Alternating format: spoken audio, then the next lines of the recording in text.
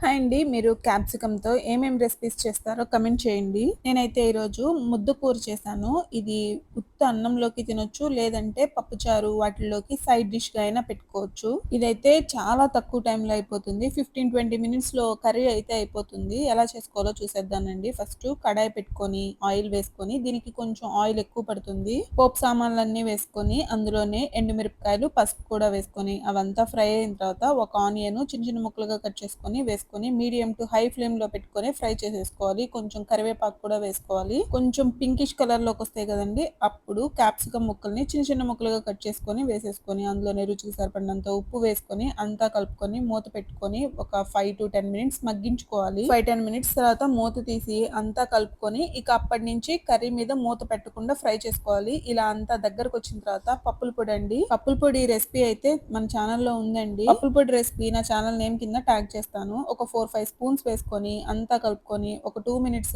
Fry చేసుకొని stove off చేసుకొని serve చేసుకోవటమే. నచ్చితే ట్రై చేసి ఎలా వచ్చిందో కమెంట్